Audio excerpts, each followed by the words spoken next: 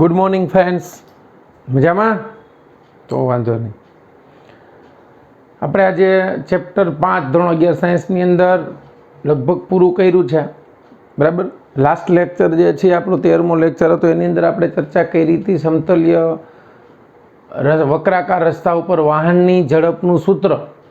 સમતલ્ય વક્રાકાર રસ્તા ઉપર વાહનની ઝડપનું સૂત્ર is equal to √ mu s r g હતું.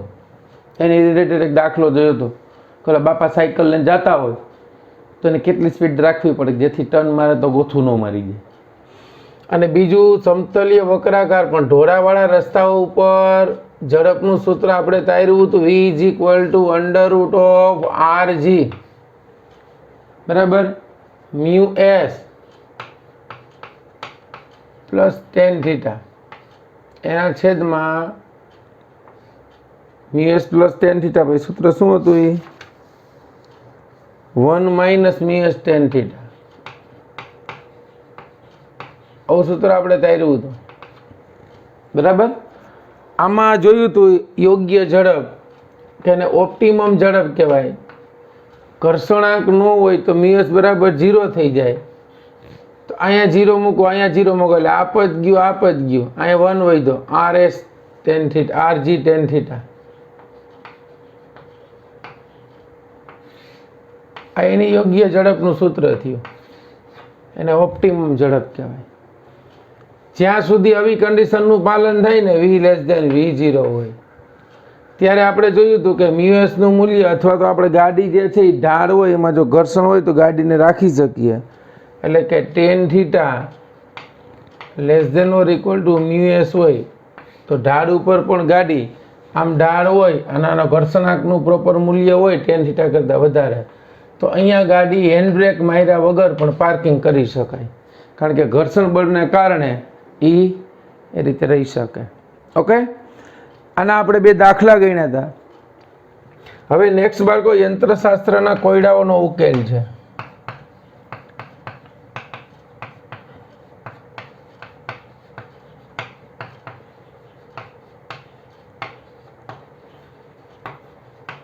યંત્રશાસ્ત્રના કોયડાઓનો ઉકેલ એટલે શું? અહીંયા આપણે બનાવવાના છે FBD, જે આપણે આગળ સમજી ગયા છીએ. FBD નો મતલબ થાય ફ્રી બોડી ડાયાગ્રામ.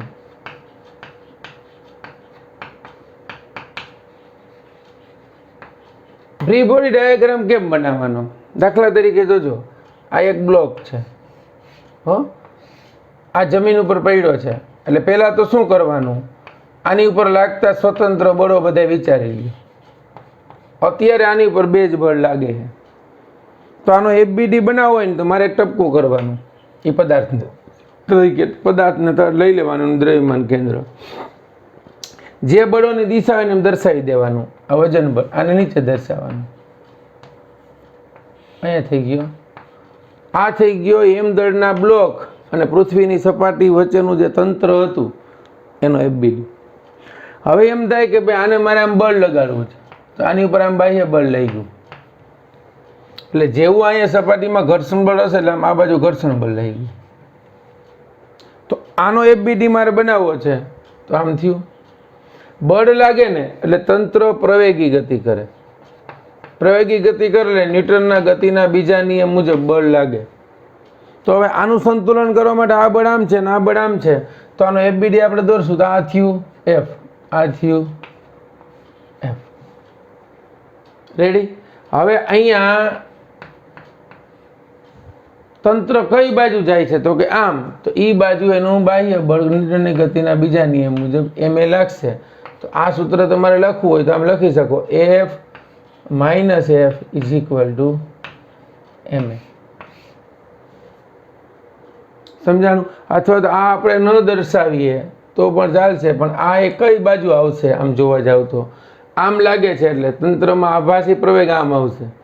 પણ ન્યૂટનના ગતિના બીજા નિયમ મુજબ આપણે આમ લખી શકીએ કે F - F બરાબર MA, એટલે આ તંત્ર પ્રવેગી ગતિ કરે છે. તો આવું જ્યાં આપણે લખીએ છીએ, દાખલા તરીકે આગળની એક આકૃતિ આપણે દોરી હતી.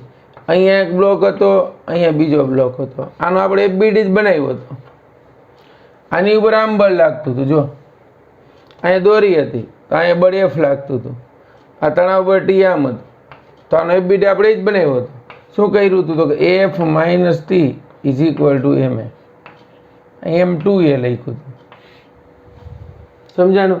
હવે જો આ બ્લોક ઉપર આમ બળ લાગે તો આ બળ એફ હતું, આ તણાવ બળ ટી હતું, તો અહીંયા એ જ વસ્તુ થશે, આ બળ F minus T is equal to M1. તો ત્યારે આપણે આમ જ બનાવ્યા હતા જે એફબીડી, આમ તણાવ બળ લાગે છે અથવા તો આમ બાહ્ય બળ લાગે, આમ તણાવ બળ લાગે. અહીંયા એ જ વસ્તુ, આ ટપકું કરવાનું, અહીંયા બાહ્ય બળ લાગે, અહીંયા તણાવ બળ લાગે. હવે જો જે બળનું પરિણામી બળ 0 થઈ જતું હોય ને તો પછી દર્શાવવાની જરૂર નથી. અત્યારે આ બ્લોક ઉપર વજન બળામ ને લંબ બળામ બે સમાન મૂલ્યના પરસ્પર વિરુદ્ધ દિશાને લાગે, તો એવા જે બળો હોય ને એને આ તંત્રમાં દર્શાવવાની જરૂર નથી. ઓકે, ચાલો. તો આ જે છે આને રિલેટેડ આપણે એક ઉદાહરણ આપ્યું છે, એ જોઈ લઈએ એટલે તમને કોન્સેપ્ટ ક્લિયર થઈ જાય. રેડી? એફબીડી કેમ બનાવવો એ ફ્રી બોડી ડાયાગ્રામ ની અંદર આપણને ઉદાહરણ આપ્યું છે 5.12. એમાં કહ્યું છે કે એક નરમ સમસીધી સપાટી પર લાકડાનો 2 કિલોગ્રામનો બ્લોક પડ્યો છે. આ એમ ઇઝ ઇક્વલ ટુ 2 કિલોગ્રામ છે. આનું દર સ્થિર પડેલો છે, બરાબર. 25 કિલોગ્રામ દળના લોખંડના ટુકડાને હવે આની ઉપર લોખંડનો ટુકડો નળાકાર મૂકવાનો છે. આ બ્લોક ઉપર લોખંડનો નળાકાર મૂકવાનો 25 કિલોગ્રામનો. આનો દર તો 2 કિલોગ્રામ છે, આનું 25 કિલોગ્રામ છે, આનું 2 કિલોગ્રામ છે.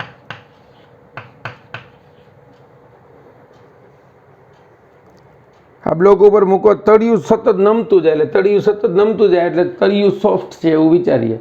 તો સતત નમતું જાય છે તળિયું, એટલે બ્લોક જે છે અથવા તો તળિયું નીચેની તરફ ગતિ કરવા માંડે છે. જ્યાં પડ્યું છે ત્યાંથી નીચેની તરફ પ્રવેગી ગતિ કરે છે, એટલે આમ જાય છે આખું તંત્ર.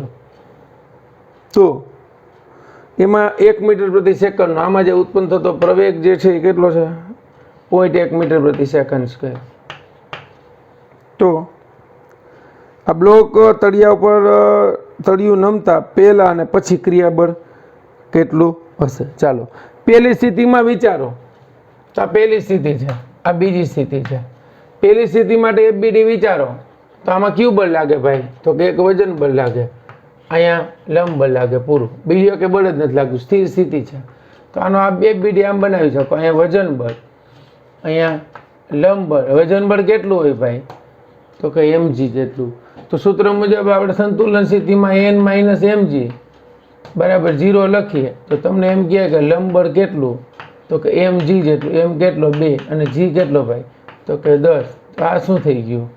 20 ન્યૂટનનું બળ. એટલે આ શું થયું? તો કે આ બ્લોક જેટલું સપાટી ઉપર બળ લગાડે એટલી સપાટી બ્લોક ઉપર વિરુદ્ધ દિશાનું બળ લગાડે, એટલે એક ક્રિયાબળ થયું, એક પ્રતિક્રિયાબળ થયું. આ ક્રિયા અને પ્રતિક્રિયાબળની એક જોડે થઈ ગઈ. હવે આનો એફબીડી વિચારીએ તો અહીંયા આપણે ટપકું કરવાનું, બરાબર. આ બ્લોકનું વજન બળ ક્યાં હશે? નીચે હશે, બરાબર. તો હું એને કહું છું M1. જો આમ લખી શકાય, આ નળાકાર છે એનું વજન એ નીચે હશે, એટલે એનો એફબીડી આપણે આમ બાજુમાં દર્શાવીએ, બરાબર. એ કેટલું હશે? M2G. બે બ્લોક જે છે હવે આ ક્રિયાબળ નાશ પામશે, આને આપણે ધ્યાનમાં નથી લેતા કારણ કે આ જેટલું બળ આની ઉપર લગાડશે એટલો બ્લોક એની ઉપર લગાડશે. અહીંયા આપણે ધ્યાનમાં લઈએ કારણ કે આખું તંત્ર છે એ સપાટીના સંપર્કમાં છે, એટલે આને વિરુદ્ધ દિશામાં જે રિકોઇલ ફોર્સ લાગશે એ આપણે R' કહેશું. તંત્ર સંતુલન સ્થિતિમાં હોય, બરાબર સમજજો. સંતુલન સ્થિતિમાં પ્રવેગી ગતિ નથી કરતું અત્યારે. સંતુલન સ્થિતિમાં શરૂઆતમાં, સંતુલન સ્થિતિ એટલે શરૂઆતમાં તમે ગણો, શરૂઆતમાંનું રિકોઇલ ફોર્સ આ ડેશ એ ઉધ્વ દિશામાં છે, આ બે અધો દિશામાં M1G પ્લસ M2G. તો આ ડેશ કેટલું મળશે? M1 plus M2 into G. M1 કેટલું છે ભાઈ? તો કે 2. આ કેટલું છે? 25. એને ગુણ્યા G કેટલું? 10. 27 એટલે કેટલું થઈ ગયું? 270 ન્યૂટન. આ ક્યારનું થયું? તંત્ર સ્થિર હોય તો. હવે તંત્ર પ્રવેગી ગતિ કરે. કેવી ગતિ કરે તંત્ર? તંત્ર પ્રવેગી ગતિ કરે તો આપણે શું કરશું ભાઈ? તો કે તંત્ર પ્રવેગી ગતિ કરે તો આપણે આ જે સમીકરણ છે એમાં ફેરફાર થઈ જાય ને, તો આપણે શું લખશું? તો કે વજન બળ નીચે લાગે છે m2 plus m1 into g. એ કેટલું લાગે એ આપણને ખબર છે, into r dash is equal two આપણે શું લખશું? તો કે પરિણામી પ્રવેગ કેટલો લખશું? પ્રવેગી ગતિ કરેલ એમ એ લખવું પડશે. તો હવે m1 plus m2 into g કેટલું થશે? 270 માઇનસ આપણે આ r ડેશ શોધવાનું છે, r કહી દો ખાલી. હવે નવું પ્રત્યાઘાતી બળ કેટલું લાગશે? ઇઝ ઇક્વલ ટુ m કેટલું છે? તો કે 27 અને પ્રવેગ કેટલો છે? 0.1. તો હવે ખરેખર r કેટલું થયું? 270 માઇનસ 2.7 એટલે કેટલું મળશે? 267 એટલે 267.3 ન્યૂટન. આ પ્રવેગી ગતિ કરે છે ને ત્યારનું રિકોઇલ ફોર્સ થયું. આ સ્થિર સ્થિતિમાં રિકોઇલ ફોર્સ થયું. પૂરું સમજાણું? તો હવે અહીંયા તમને એમ કીધું છે કે ક્રિયાબળ ને પ્રતિક્રિયાબળની જોડ મેળવો તો કેટલું થશે? એક આખું તંત્ર ના. પૂરું સમજાણું બાળકો? ચાલો જોઈ લ્યો વ્યવસ્થિત. એટલે અહીંયા આપણી આ જે થિયરી જે છે એ પૂરી થઈ ગઈ. ફ્રી બોડી ડાયાગ્રામ જે છે એ આપણને ઘણી બધી જગ્યાએ ઉપયોગી છે. અને આ તંત્રનો ફ્રી બોડી ડાયાગ્રામ જ્યારે દોરીએ છીએ ત્યારે તંત્ર પર લાગતા જે પરિણામી બાહ્ય બળ શૂન્ય થતા હોય એ બળોની ગણતરીમાં લેવાની જરૂર નથી. અને તંત્ર આપણી રીતે ડિસાઇડ કરી શકીએ કે આપણે કેટલું તંત્ર લેવું છે. બરાબર? જેનો અભ્યાસ કરવાનો હોય ને એટલા તંત્ર તરીકે લેવાનું, એટલા ભાગોને ધ્યાનમાં લેવાના, એના ઉપર લાગતા સ્વતંત્ર બળો વિચારવાના. ઓકે, ચાલો એટલું જોઈ લો.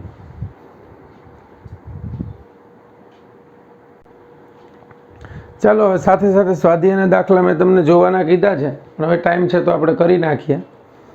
સ્વાધ્યાયનો દાખલો 5.20 કર્યો તો છેલ્લે 21 આપણે ચોથા ચેપ્ટરમાં કરી ગયા. એવો દાખલો છે કે દોરીના એક છેડે 0.25 કિલોગ્રામ દળના પથ્થરને m is equal two 0.25 kilogram દળના પદાર્થને દોરીના એક છેડે પથ્થરને બાંધી અને સમસીધી સમતલમાં r બરાબર 1.5 મીટર ત્રિજ્યાના વર્તુળાકાર પદાર્થ, દોરીની લંબાઈ 1.5 મીટર છે. પછી આમ પથ્થરને ફેરવવાનો અને પથ્થર 40 રિવર્સ પ્રતિ મિનિટ એટલે રિવર્સ પ્રતિ મિનિટ અથવા રેડિયન પ્રતિ સેકન્ડ, તો 40 રિવર્સ એટલે એક આંટો ફરે 2π, સમય કેટલો? 60 મિનિટ. એટલે તમને ઓમેગા મળ્યું 4π/3 રિવર્સ પ્રતિ સેકન્ડ. જો મિનિટને સેકન્ડમાં ફેરવવા આમ કરવું પડે. રેડી? કારણ કે એક મિનિટમાં 2π જેટલું એક કોણીય અંતર કાપે. એટલે આપણને ઓમેગા મળી ગયો. તો શું કીધું? તણાવ કેટલો? અહીંયા ગતિ કરે છે વર્તુળમય માટે કેન્દ્રગામી બળ ઇઝ ઇક્વલ ટુ તણાવ બળ થાય. રેડી? તો હવે આપણે જે શોધવાનું છે એમાં આપણને કહ્યું છે તો ઓમેગા આપણને મળી ગયું. તો અહીંયા તણાવ બળ કેટલો થાય? તો એના પરથી T is equal two m આપણને આપ્યું 0.25. બરાબર? વીની જગ્યાએ આપણે મૂકી દઈએ r ઇન્ટુ ઓમેગાનો, r ઇન્ટુ ઓમેગા એટલે r સ્ક્વેર ઓમેગા સ્ક્વેર એના છેદમાં r એટલે r કેન્સલ. બરાબર? તો તણાવ બળ T is equal two 0.25. r કેટલું છે? 1.5 અને ઓમેગા એટલે 4π/3 નો સ્ક્વેર. ચાલો આ તણાવ બળની ગણતરી કરો ફટાફટ. 0.25 એને ગુણ્યા 1.5 એને ગુણ્યા 16 કરી નાખું છું, એને ગુણ્યા 3.14 એને ગુણ્યા 3.14 ભાગ્યા 9 એટલે 6.57 આવ્યું. કેટલું આવ્યું?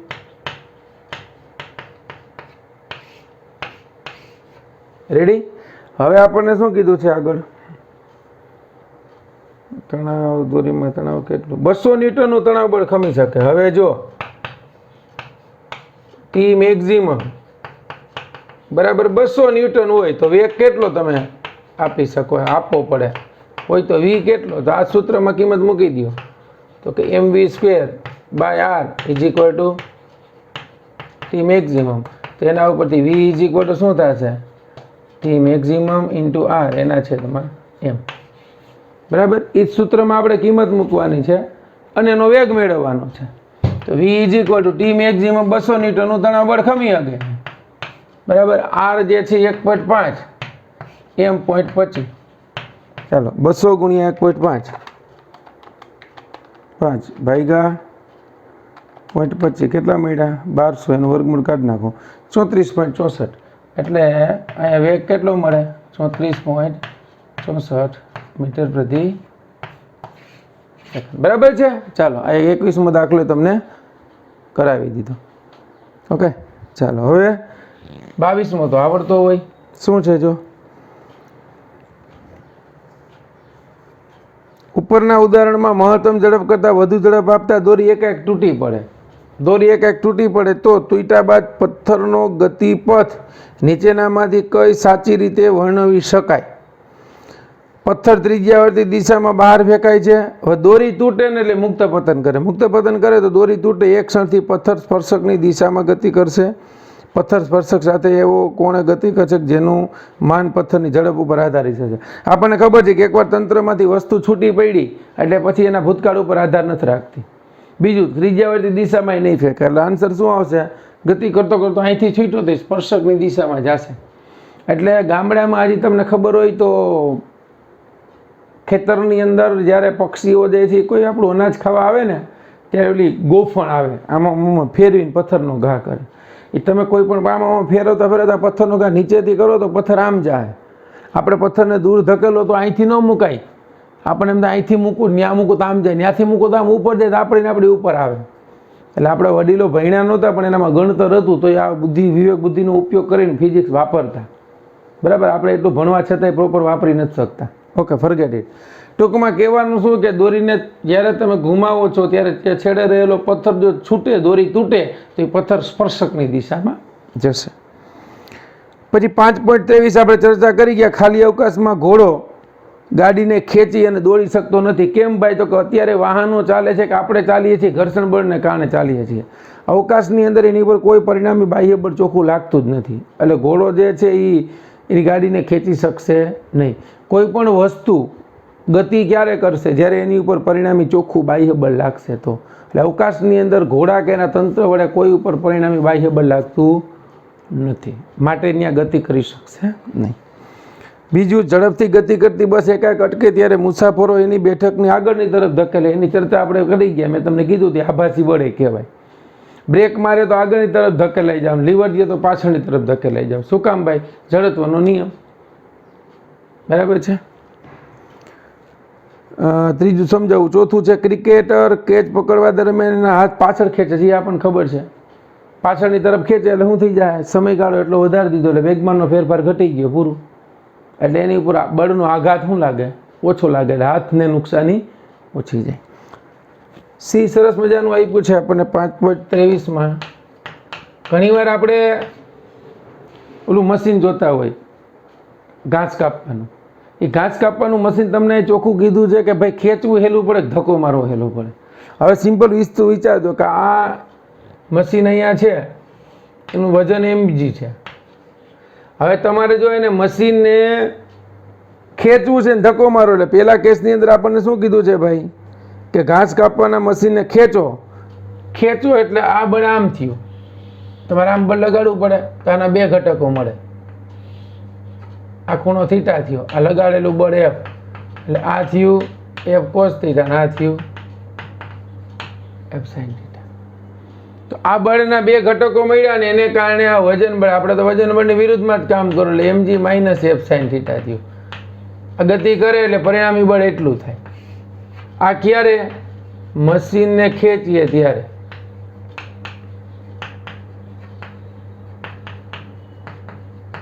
હવે માનો કે મશીનને ધક્કો મારો છો તો વજન બળ તો આમ હતું જ ધક્કો મારતો એટલે આ બળ આમ લાગશે આ બળ એમ લાગે તેના ઘટકો વિચારો તો અહીંયા આપણે આ સમસીધી સાથે એનો ખૂણો થીટા થયો તો આ બળ લગાડ્યો એટલે આના બે ઘટક મળ્યા એફ કોસ થીટા અને આ મળ્યો એફ સાઇન થીટા એટલે આ ખેંચીએ ત્યારે આ મશીનને ધક્કો લગાડીએ ત્યારે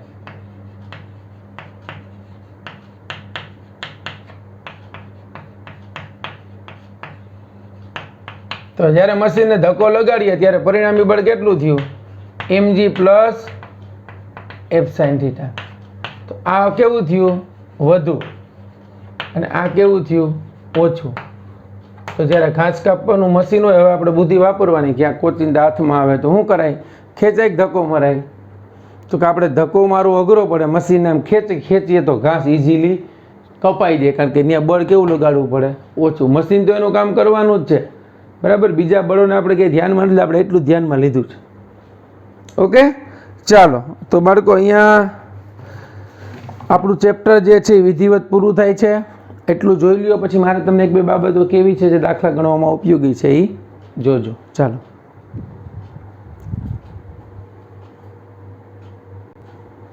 ચાલો જો, હવે થોડાક કેસ કહું છું ઘણા, બરાબર. ધ્યાન રાખજો, તમારી બુક્સમાં પણ તમને આપેલા હશે, બરાબર. પેલું છે સમસ્થિતિ લીસી સપાટી હોય, બરાબર. સમજજો, આ સમસ્થિતિ લીસી સપાટી ઉપર બ્લોક પડ્યો છે. લીસી સપાટી પર બ્લોક છે ત્યારે એનો પ્રવેગ, એટલે આને ખેંચો છો, આની ઉપર બળ લગાડો છો. લીસી સપાટી છે તો લીસી સપાટી માટે બ્લોક ઉપર ઘર્ષણ બળ નહીં લાગે. નહીં લાગે તો શું થશે? લગાડેલું બાહ્ય બળ F બરાબર m જ એટલું હશે. તેથી તંત્રનો પ્રવેગ A બરાબર F ના છેદમાં m થયો. આ ખાસ ધ્યાન રાખજો લીસી સપાટી માટે. બીજું આપણને કીધું છે લીસી સપાટી જ છે, બરાબર. આ 3 ગેટ લીસી સપાટી માટે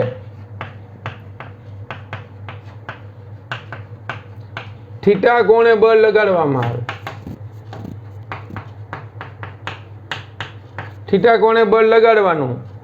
આ બ્લોક છે, આમ બળ લગાડો તો બળના બે ઘટક મળે, F cos થીટા અને F sin થીટા. સ્થાનાંતર માટે જવાબદાર ઘટક કયો થયો? આપણે નેક્સ્ટ ચેપ્ટરમાં ચર્ચા કરશું. આના કારણે બ્લોક જાય છે, આના કારણે બ્લોક ગતિ નથી કરતો. આ બળ તો આપણને ખબર છે, આમાં વજન બળ નીચે લાગતું હોય, લંબ બળ ઉપર એટલું લાગતું હોય. એટલે આ Fનો એક ઘટક જે છે વજન બળનો સામનો કરવામાં વપરાઈ જાય. આને કારણે ગતિ થઈ તો લીસી સપાટી, બીજા કંઈ બળ નથી લાગતા, તો શું થશે? F cos થીટા બરાબર ma. તો તંત્રનો પ્રવેગ કેટલો થયો? F cos theta by m. આનો ત્રીજો કેસ લીસી સપાટી માટે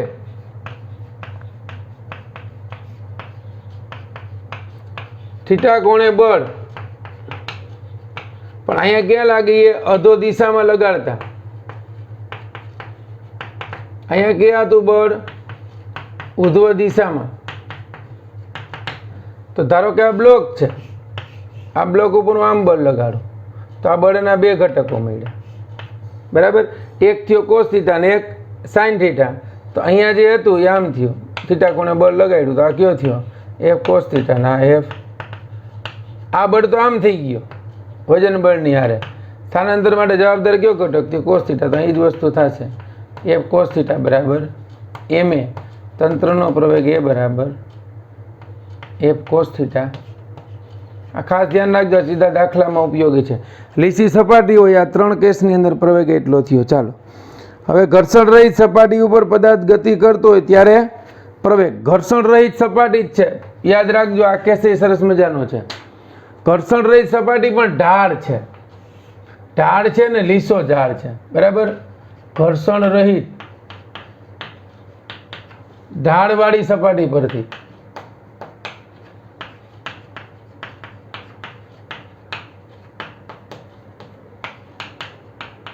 ગતિ કરતા પદાર્થ માટે પ્રવેગ, બરાબર. અહીંયા બ્લોક છે ધારો કે, તો બ્લોકનું વજન બળ તો ઓબ્વિયસલી નીચે લાગવાનું. આ ક્યુ બળ હોય, અહીંયા આ લંબ બળ n હોય, આ થીટા છે, એટલે આ વજન બળ mg નો ઘટક થયો. કયો થયો? mg cos theta. અને આ કેટલો થયો? mg sin theta. રેડી? તો હવે આ તંત્ર આમ લાગે તો આ આભાસી બળ, હવે ન્યૂટનના બીજા નિયમ મુજબ શું થાય?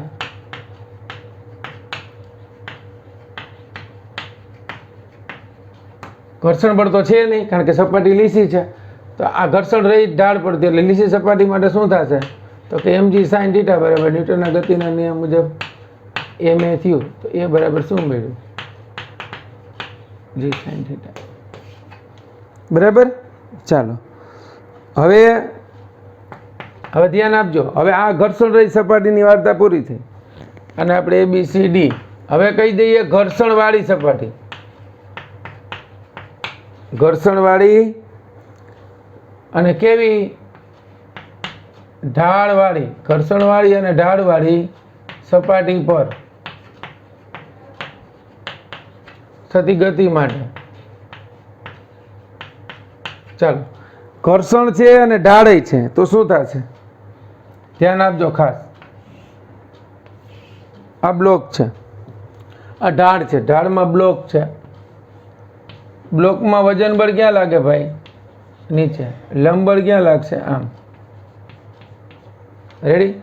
એટલે આ ખૂણો થીટા થયો ને, એટલે આ વજન બળનો ઘટક થયો mg cos થીટા, આ ઘટક થયો mg sin થીટા. હવે આ બ્લોક ઉપર બળ લાગશે કારણ કે પ્રવેગી ગતિ કરે છે. આ ઘર્ષણ છે, આમાં આ ઘર્ષણ છે એટલે ગતિ આમ થાય એટલે ઘર્ષણ બળ આમ લાગશે f. તો હવે આ જે છે લંબના બે ઘટકો મળે અહીંથી. આ કયો થયો? n cos થીટા અને આ કયો થાય? n sin theta. અત્યારે આનું તો હજી આપણે કંઈ કામ નથી, પણ અહીંયા ઘર્ષણની સપાટી ઉપર ગતિ કરે તો આ આપણે લખી શકીએ કે આ લંબ બળ n હતું, તો અહીં n is equal two mg cos theta થઈ. જો આ n is equal two mg cos theta થયો આ ઘટક. હવે અહીંયા જુઓ તો હવે પદાર્થની ગતિ માટે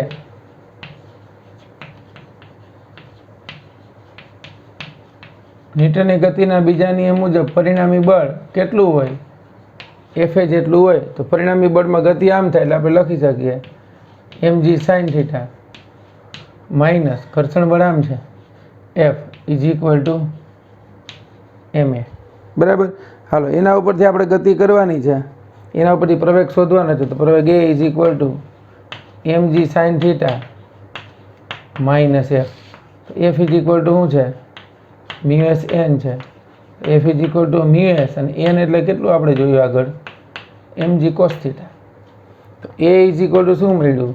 mg sin theta minus mu s mg cos theta. આ ખાસ ધ્યાન રાખજો બાળકો. બરાબર. તો આ જ્યારે તંત્રનો પરિણામી પ્રવેગ થયો કેટલો? તો કે mg sin theta minus mu s mg cos theta.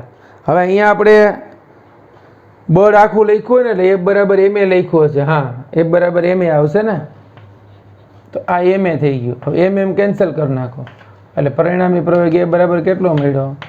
g sin theta minus mu s g cos theta. આ ઢાળવાળી સપાટી માટે આ પ્રયોગ યાદ રાખી લેવાનું. બરાબર. હવે આ ઢાળવાળી સપાટી છે તો એટલું, લીસી સપાટી હોય તો શું થઈ જાય? મ્યુ નીકળી જાય તો પ્રવેગ કેટલો મળે? g sin theta. ક્લિયર બાળકો? ચાલો, આ જે છે એ એટલા કેસ તમે યાદ રાખો ને તોય ઘણું ઇનફ છે. બરાબર. ચાલો, એટલું જોઈ લ્યો, પછી હજી એકાદો કેસ તમને કરાવી દઉં. ચાલો, હવે એક એવું છે, સમજો. આપણે સાબિતીની કાંઈ જરૂર નથી, સીધું લખી નાખજો કે આ થીટા ઢાળ છે, અહીંયા બ્લોક છે. આ બ્લોક અત્યારે સ્થિર છે પણ આખા તંત્રને આમ ગતિ કરાવી. બરાબર સમજજો.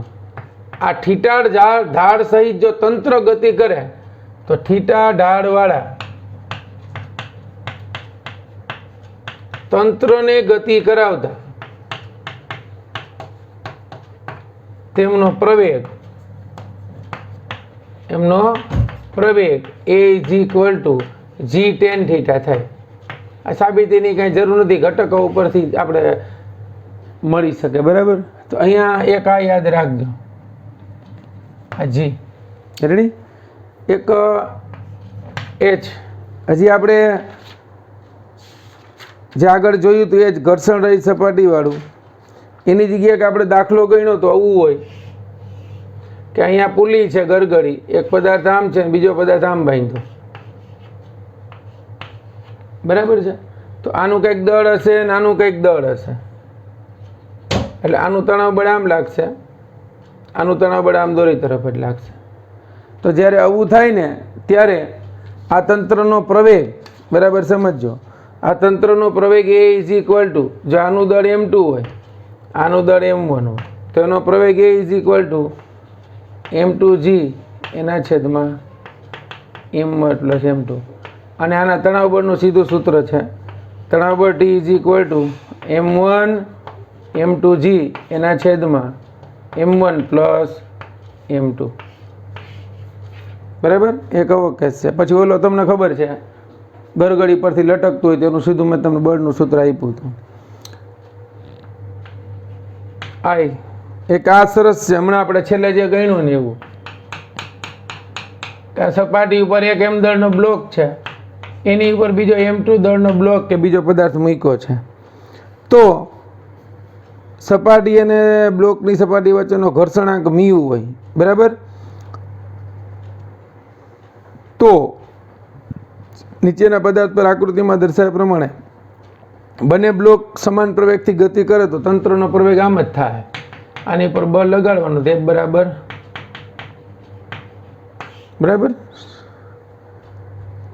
આની ઉપર બળ લગાડવાનું આની ઉપર બળ લગાડવાનું તો તંત્રનો પ્રવેગ એટલો થશે એ તો આપણે બધે જોયું કે તંત્રનો પ્રવેગ શું થાય કુલ બળના છેદમાં કુલ દળ એટલે તંત્રનો પ્રવેગ થઈ ગયો અને આનો મહત્તમ પ્રવેગ કેટલો થશે a maximum is equal to mu g બરાબર તો જ્યાં f is equal to M1 plus M2 into g into mu હવે બીજા કેસમાં બરાબર સમજજો કે એફ જે છે એ greater than mu M1 plus M2 into g આવું હોય તો M1 M2 બ્લોક વિરુદ્ધ દિશામાં ગતિ કરશે તો M2 બ્લોકનો પ્રવેગ યાદ રાખજો M2 બ્લોકનો પ્રવેગ કેટલો હશે આવું હોય તો બે વિરુદ્ધ દિશામાં ગતિ કરશે જો બળનું મૂલ્ય વધારે હોય આના ઘર્ષણાંક કરતા તો આનો પ્રવેગ જે છે A2 ઇઝ ઇક્વલ ટુ એના દળ A2 is equal to mu into g થશે એટલો જ પ્રવેગ થશે એનો અને M1 નો પ્રવેગ તો M1 નો પ્રવેગ કેટલો થશે M1 નો પ્રવેગ A1 is equal two F minus mu M1G sorry M2G એના છેદમાં M1 આ સૂત્રો સીધા યાદ રાખી લેવાના જ્યારે બે આમ તંત્ર હોય ને દાખલા તરીકે આ છે ને આ છે આની ઉપર બળ લગાડો ને જો બહુ વધારે બળ લગાડો ને તો આ પદાર્થ વિરુદ્ધ દિશા આ પદાર્થ આમ ખસશે ને આમ જાય તમે વિચારો કે આમ બે પદાર્થ પડ્યા નીચેના બ્લોકને જોરથી ખેંચી લ્યો ને તો આ બ્લોક આમ પડી જાય એને ભેગો નહીં આવે ધીમે ધીમે ગતિ કરશો તો ભેગો આવશે એટલે એ કેસ છે કે ધીમે ધીમે ગતિ કરાવો ત્યારે તંત્રનો પ્રવેગ એટલો ને મેક્સિમમ પ્રવેગ મ્યુ ઇન્ટુ જી મ્યુ એટલે FSN અહીંયા એફ એટલું હોય તો હવે બ્લોકનો પ્રવેગ વધારે બળ લાગતું હોય તો બીજાનો પ્રવેગ એટલો થાય ને પહેલાંનો એટલો થશે ઓકે બાળકો ચાલો તો આ લેક્ચર જે છે અહીં સુધી રાખીએ છીએ આપણું ચેપ્ટર નંબર 5 પૂરું થઈ ગયું ધી એન્ડ ઓકે ચાલો નેક્સ્ટ લેક્ચરની અંદર આપણે હવે ચેપ્ટર નંબર 6 કાર્ય ઉર્જાને પાવર એ સ્ટાર્ટ કરશું 5 ચેપ્ટર પૂરા થયા છે કાંઈ પ્રોબ્લેમ હોય તો any time you can ask me okay ચાલો બેસ્ટ ઓફ લક